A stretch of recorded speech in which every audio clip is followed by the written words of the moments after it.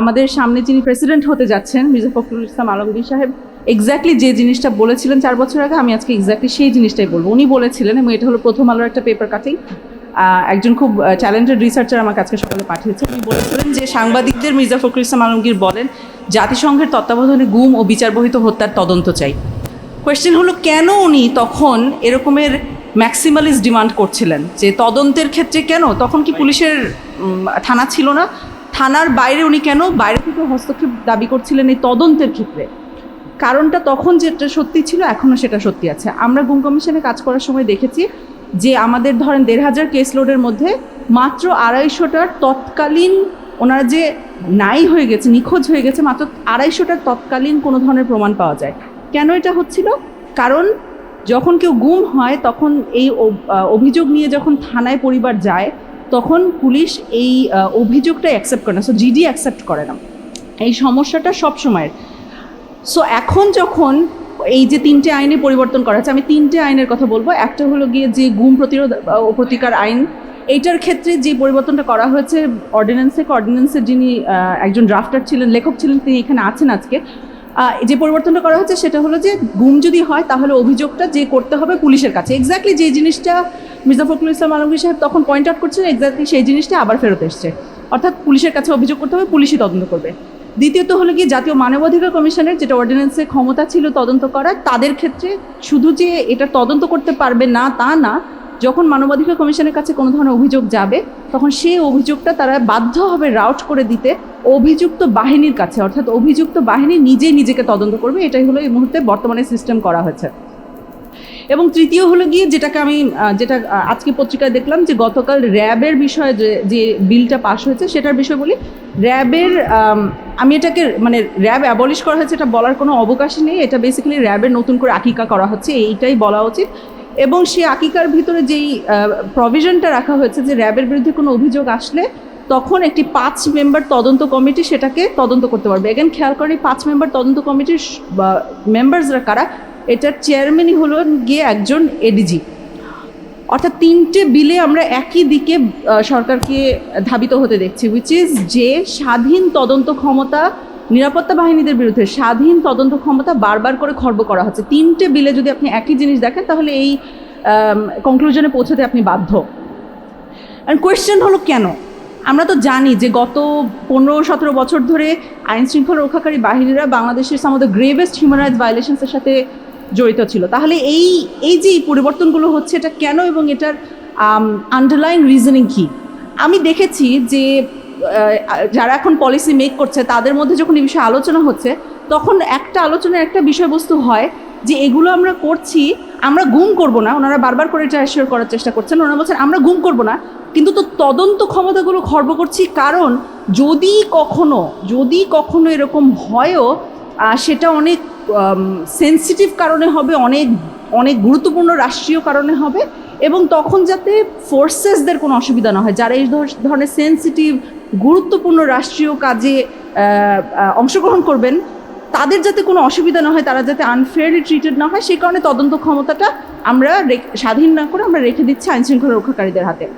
আমার আজকের কথার বিষয়বস্তু হবে আমি এই যে ওনাদের যে প্রপোজিশনটা যে ওনারা শৃঙ্খলা বাহিনীদের রক্ষা করার জন্য, ওদের জন্য প্রোটেকশন হিসেবে তাদের সুরক্ষার জন্য এই আইনগুলো করছেন, এই লজিকটাকে আমি আজকে যুক্তি খণ্ডনের চেষ্টা করব। সেই চেষ্টাটা করব 3টে উপায়ে। নাম্বার 1, এই যে বলা হচ্ছে যে তদন্ত ক্ষমতা খর্ব করলে কোনো কারণে শৃঙ্খলা বাহিনীরা অপরাধ করলে অথবা এই ধরনের সেন্সিটিভ কাজে জড়িয়ে গেলে সেটার সুরক্ষা হবে, এইটা সত্যি কথা না। তার একটা সবচেয়ে ভালো উদাহরণ হলো ক্রসফায়ার শুরু হয় বিগত বিএনপি জামাত আমলে, তাই না? তারপর থেকে এত বছর ধরে ক্রসফায়ার চলে আসছে। সো অ্যাটলিস্ট 20+ ইয়ার্স ধরে ক্রসফায়ার হচ্ছে। এই 20+ ইয়ার্সের শেষে এসে এই যে সেদিন আইসিটি কিন্তু ক্রসফায়ারের জন্য একজন অফিসারকে অ্যারেস্ট করেছে। কাউন্সিলর একরাম হত্যার কথা আপনারা জানেন, সেখানে ক্রসফায়ারের জন্য কিন্তু অ্যারেস্ট করা হয়েছে। তাহলে আমরা কি দেখতে পাচ্ছি যে 20 বছর ধরে যে এই জিনিসটার বিষয়ে বাহিনীর সদস্যদেরকে অ্যাসিওরেন্স দেওয়া হয়েছে যে আপনারা ক্রাইমটা করেন, একটা জুডিশিয়াল ইনকোয়ারি করে গোটা ব্যাপারটা হালাল করে দেওয়া হবে, আপনাদেরকে আর কেউ কখনো ধরতে আসবে না। এই কথাটা এই যে 20 বছর পরে হলেও কিন্তু ভাঙা হচ্ছে এবং তখন ওনারা ধরা পড়ছেন। তো এই যে অ্যাসুরেন্স দেওয়া হচ্ছে যে জাস্ট তদন্তটা করতে দিব না, ক্রাইমের ডেফিনেশনের মতোই থাকবে, অর্থাৎ গুমের যে সংজ্ঞা সেটা সংজ্ঞাই থাকবে, তদন্ত হবে না, সো তোমাকে ধরা হবে না, এই কথাটা সত্যি না। এসব মামলা তামাদি যায় না, কোনো না কোনো সময় ধরা পড়ে। এবং অত্যন্ত দুঃখজনক বিষয় হলো যেসব অফিসাররা বর্তমানে এই রেজিমে এই ধরনের কাজে অংশগ্রহণ করবেন তারা তো সরকারপন্থী অফিসারই হবেন। তাহলে এই আইনগুলোর কারণে কিন্তু তাদেরকে এখন ধরা হবে না, কিন্তু রেজিম যখন পতন হবে, সামনের একটা সরকার আসবে, তখন কিন্তু এই যে বিগত সরকারের আমলের যাদেরকে ধরা হচ্ছে, 111-এর সময়কার অফিসারদেরকে ধরা হচ্ছে, আওয়ামী লীগ আমলের অফিসারদেরকে ধরা হচ্ছে, তেমন করে এখনকার বিএনপিপন্থী অফিসারের সবচেয়ে রিস্কে পড়বেন এই আইনগুলো যদি এভাবে করে বানাতে দেওয়া হয়। এখন ওনারা স্বাভাবিকভাবে বলতে পারেন যে মাঝখানে একটা বিপ্লব হয়েছে, সো রেজিম চেঞ্জ হয়েছে, রেজিম চেঞ্জের সাথে তো মানে বিপ্লবের সাথে তো অন্য কিছু তুলনা হয় না, বাংলাদেশের নেক্সট বিপ্লব অনেক পরে, সো এখানে অটোমেটিক্যালি এই ধরনের কাজটা করা যাবে। এইখানে আমি দ্বিতীয় পয়েন্ট বলবো, দ্যাটস নট ট্রু। শুধুমাত্র যে বিপ্লবের পরেই বিচার হয় ব্যাপারটা সত্যি না। এটার সবচেয়ে সুন্দর উদাহরণ হলো নারায়ণগঞ্জ 7 খুন মামলায়। নারায়ণগঞ্জ 7 খুন মামলায় যারা মৃত্যুদণ্ডপ্রাপ্ত তাদের 3 জনের অ্যাটলিস্ট অফিসার যারা আছেন তাদের সাথে আমি জেলে অনেকক্ষণ বসে কথা বলেছি। আমি ওখানে দেখেছি যে ওখানে যে ইন্টারনাল রাইভালরি ছিল, যে কারণে এই এত সব এভিডেন্সগুলো সামনে চলে আসলো, সেগুলো আসার কারণে কিন্তু সেই মুহূর্তে তারেক সাইদ কী ছিলেন, তারেক সাইদ আওয়ামী লীগের এত বড় নেতার একজন মেয়ের জামাই, তাকে কিন্তু বাঁচানো সম্ভব হয়নি। অর্থাৎ সবসময় যে বিপ্লবোত্তরই শুধু বিচার হয়, বিপ্লবের আগে বিচার হয় না, এই কথাটার কোনো যৌক্তিকতা নেই। সো এই যে দ্বিতীয় যে কারণটা আমার, যে ওনারা যে আইনগুলো করছেন, এই আইনগুলো যে একটা ফলস অ্যাসিওরেন্স দিবে বাহিনীর সদস্যদেরকে যে আপনারা করেন, আপনাদেরকে সুরক্ষা দিব, এই সুরক্ষাটা অনেক সময় এমনকি শক্তিশালী নেতার মেয়ের জামাই হলেও সেই সুরক্ষাটা পাওয়া যায় না। এবার তৃতীয় জিনিসটা বলি, যে এমনও হতে পারে যে ওনারা হয়তো বলবেন যে আচ্ছা ঠিক আছে, রেজিম পতন হতে হবে না, রেজিম পতন হলে হবে, এইগুলো বাদ দাও, আসলে এতদিন পরে এসব এভিডেন্স পাওয়াই যায় না, সো যেহেতু প্রমাণ পাওয়া যায় না, তো এইগুলো করলে এগুলো আসলে পরে তুমি ধরতে পারবে না, আমার জাস্ট নেক্সট 5 বছর নেক্সট 7 বছর এভিডেন্সগুলো নাই করে দিয়ে যেতে হবে, তাইলেই ধরা পড়বে না। আমি আপনাদেরকে একটা বাস্তব কেসের উদাহরণ দিই যেখানে আমরা এই ধরনের কেস সমাধান করেছিলাম। আমাদের কাছে কিচ্ছু ছিল না, শুধু একজন বলেছিলেন যে অনেক বছর আগে, সেটা প্রায় 12 বছর আগে ছিল, 12 বছর আগে একদিন রাতে আমাকে একটা অভিযানে নিয়ে যাওয়া হয়, সেখানে অমুক রাস্তা দিয়ে যাওয়ার সময় বেশ কিছু মানুষকে একটা করে গুলি করে মেরে ফেলা হয়। তা আমরা জিজ্ঞেস করেছিলাম কোন বছর বলতে পেরেছেন, কোন মাস, কোন দিন, উনি কিচ্ছু বলতে পারছিলেন না, কারণ ওনার এটা মনে নেই, এত বছর পরে আসলে দিন মাস তারিখ মনে থাকে না মানুষের। তখন আমরা যে সেকেন্ডারি প্রশ্নগুলো করি যে আচ্ছা ঠিক আছে, আপনার চারপাশে কারো কি বিয়ে হয়েছিল কিনা, বা চারপাশে কারো বাচ্চা হয়েছিল কিনা, সামথিং যেটা আমরা লিঙ্ক করতে পারবো, এটা করতে গিয়ে উনি আমাদেরকে একটা ক্লু দেন যে একজন অফিসার তার পরদিনই ওনার ব্যাটালিয়ন থেকে পোস্টেড আউট হয়। তখন আমরা কি করি, আমরা পোস্টিং অর্ডারটা বের করি, পোস্টিং অর্ডারটা বের করার সাথে সাথে আমরা একটা দিন তারিখ পেয়ে যাই। দিন তারিখ যখন আমরা পেয়ে যাই, তখন ওই দিন তারিখটা নিয়ে আমরা ওই রুটে নেক্সট 1 সপ্তাহের মধ্যে কয়টা লাশ পাওয়া গেছে যেগুলোর typical bullet wound to the head টাইপের ইনজুরি ছিল সেটা, এবং আমরা লাশগুলো খুঁজে পাই। লাশগুলো ইউডি মামলা হিসেবে থাকে, বিভিন্ন থানাতে ছিল। So at that point we had witnesses, আমাদের কাছে লাশগুলো ছিল, এবং কে খুন করেছে বলা সহজ ছিল কারণ ওই যে উইটনেসরা বলে দিচ্ছে। সো এই যে এভিডেন্স নাই হয়ে যাবে, এটা আসলে সত্যি না। একটা ছোট্ট জিনিস দিয়ে, একটা ছোট্ট সূত্র দিয়ে অনেক কিছু বের করা সম্ভব। সো অ্যাগেন আমি বলছি যে ওনারা যে বলছেন যে ওনারা অফিসারদেরকে সুরক্ষা দিচ্ছেন, এই পন্থায় ওনারা সুরক্ষা দিচ্ছে না, কারণ আইনের সংজ্ঞা পরিবর্তন হচ্ছে না, শুধু তদন্ত ক্ষমতা সীমিত সময়ের জন্য বন্ধ করে দেওয়া হচ্ছে। রেজিম চেঞ্জ হলে, রেজিম চেঞ্জ না হলে এবং এভিডেন্স বের করা গেলে এগুলো সবগুলোরই আলটিমেটলি বিচার করা পসিবল হবে, এবং যখন বিচারটা হবে তখন সবচেয়ে বেশি সমস্যায় পড়বেন এই যারা বর্তমানে সরকারপন্থী অফিসাররা বা যারা তাদের নির্দেশনা মানবেন, তারাই সবচেয়ে বেশি অসুবিধায় পড়বেন। এখন এখানে কিছু জিনিস আসে, সেটা হলো যে কেন এই যে কথাগুলো বলছে, এখানে কোনো ওনাদের পক্ষে কোনো যুক্তি আছে কিনা। আমাদের শুধু যুক্তি খণ্ডন করে লাভ নেই, আমাদের পক্ষের যুক্তিটা দেখতে হবে। খানিকটা পক্ষের যুক্তি আছে যে হ্যাঁ, এটা ট্রু যে কিছু কিছু কেস এতটাই সেন্সিটিভ যে ধরেন একজন কাউন্টার ইন্টেলিজেন্স ক্যাপটিভ উনি তুলেছেন, তোলার পরে তাকে যদি সাথে সাথে কোর্টে প্রডিউস করা হয়, সাথে সাথে ওপেন কোর্টে প্রডিউস করা হয়, তাহলে এটা হতে পারে যে ওনার সেলে আর যারা আছেন তারা সাথে সাথে লুকিয়ে যাবেন, আপনি কোনো হয়তো ইমিনেন্ট অ্যাটাকের খবর পাবেন না।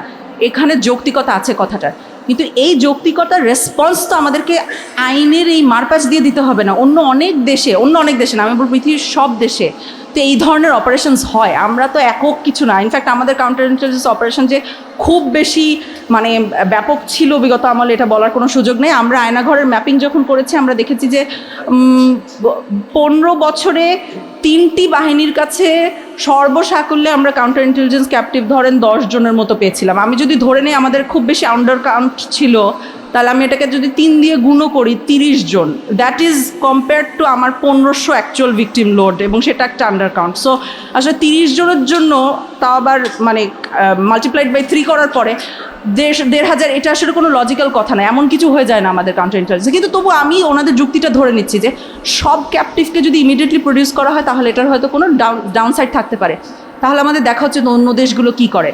অন্য দেশগুলোকে এই পলিসি করে যে আমরা অফিসারদেরকে একটা আইনি গ্রে এরিয়াতে ঢুকিয়ে দিব, যেখানে 10 বছর পরে 5 বছর পরে তাদেরকে গ্রেফতারের সুযোগ করে দিব। এই অবস্থা কি করে? ওনারা কিন্তু করেন না।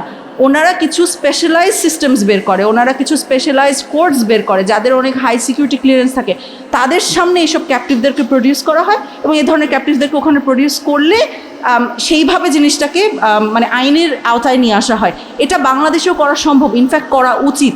যদি করা না হয় তাহলে যেই অফিসারদেরকে ওনারা বলছেন ওনারা বাঁচানোর চেষ্টা করছেন, বাঁচানো তো দূরে থাক, তারা প্রচণ্ড সুরক্ষার অভাবে থাকেন। যেমন একজন জুনিয়র অফিসারকে যখন বলা হয় যে তুমি ওকে তুলে নিয়ে আসো, তখন উনি কিন্তু বুঝতেও পারবেন না যে এই তুলে আনাটা কি লিগাল কি ইললিগাল, কারণ তুলে আনার সময় এটা ওনার পক্ষে অনেক সময় বোঝা সম্ভব হয় না। কিন্তু যদি দেখেন উনি যে ওই সিকিউরিটি ক্লিয়ার্ড কোর্টের সামনে তাকে প্রডিউস করা না হলো, তখন উনি বুঝতে পারবেন যে উনি কোনো একটা ইলিগ্যালিটিতে জড়িয়ে গিয়েছেন। এই ধরনের ফেল সেফ মেকানিজম অফিসারদের সুরক্ষার জন্যই প্রস্তুত করা দরকার। সো আমি আমার বক্তব্য এখানেই শেষ করবো। আমি ইন সামারি আমি কি বলেছি, আমি বলেছি যে 3টে আইন আমাদেরকে দেখাচ্ছে যে সরকার এমন একটা দিকে এগোচ্ছে যেখানে ওনারা চাচ্ছেন যে আইন শৃঙ্খলা রক্ষাকারীদের বিরুদ্ধে কোনো ধরনের অভিযোগ আসলে ওটার যাতে স্বাধীন তদন্ত না হয়, এটার পক্ষে ওনারা বলছেন যুক্তি হিসাবে যে এটা নাকি অফিসারদের সুরক্ষা দিবে। আমাদের যুক্তি হলো অফিসারদেরকে সুরক্ষা এভাবে দেওয়া যাবে না, বরঞ্চ এখন যেটা আমরা দেখছি বারবার করে ওনারা অ্যারেস্টেড হচ্ছেন বিভিন্ন পুরনো ক্রাইমের জন্য, এই জিনিসটা চলতেই থাকবে। এটার জন্য যে বিপ্লব হতে হবে তা না, বিপ্লব ব্যতীত এভাবে করে ধরা সম্ভব। এবং শেষ পর্যন্ত হলো যদি এটার সমাধান চান তাহলে আপনি এই আইনগুলোকে ধরবেন না, এখানে স্বাধীন তদন্ত ক্ষমতায় রাখেন। আপনি সেপারেট আইন করবেন যেখানে এই স্পেশাল এই 30টা কেসের জন্য আপনি আলাদা সুরক্ষিত ব্যবস্থা করবেন। এইভাবেই আপনি প্রকৃতভাবে আইন শৃঙ্খলা রক্ষাকারীদের সুরক্ষা দিতে পারবেন। ধন্যবাদ।